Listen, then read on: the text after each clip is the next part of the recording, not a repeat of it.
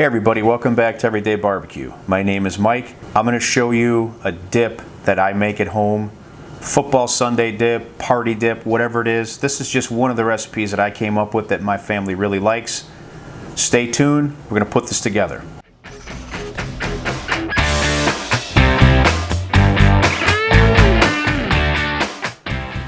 So this dip is one that I've come to really like. My family likes it a lot. You can do this hot or cold. My family likes this cold, so we're going to do it cold today. But keep in mind at the end of this, when this is all assembled, that you can throw it in the oven at 350 until you get bubbling around the edges and everything is melted. And you're going to absolutely love it that way too. I'm going to do it cold today. So let me get this camera repositioned down on my ingredients and we'll start putting this together. Okay, so important note, if you decide you're going to do this hot and you're going to bake it, be sure to spray this pan with some non-stick spray or whatever pan you're using. So I'm not going to be doing that because this is going to be the cold version. Let's run through these ingredients real quick.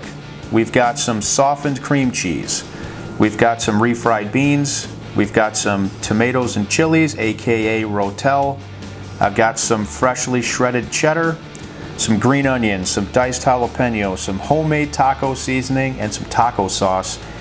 So now it's time to put this together. It's real easy.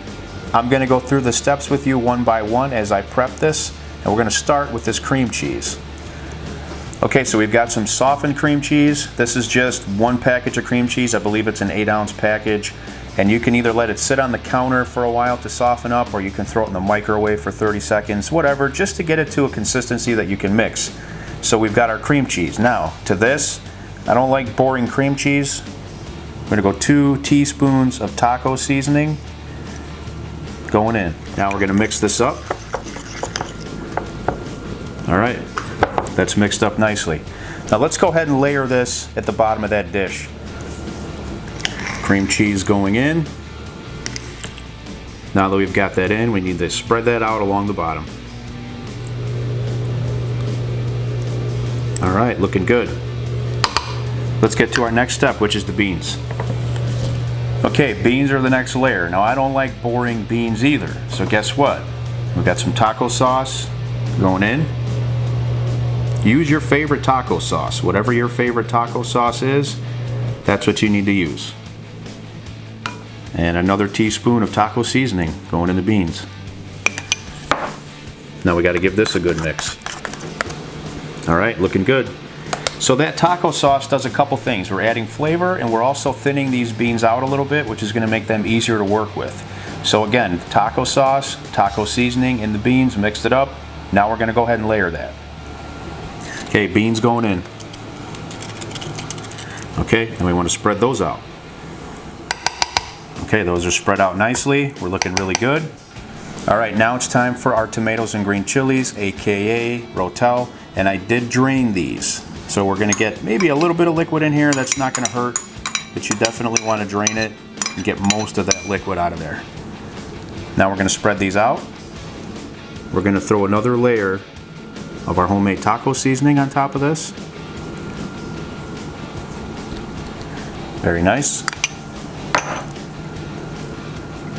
It's time for our cheese.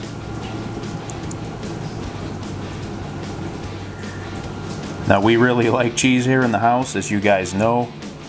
So this is about 8 ounces of freshly shredded cheddar.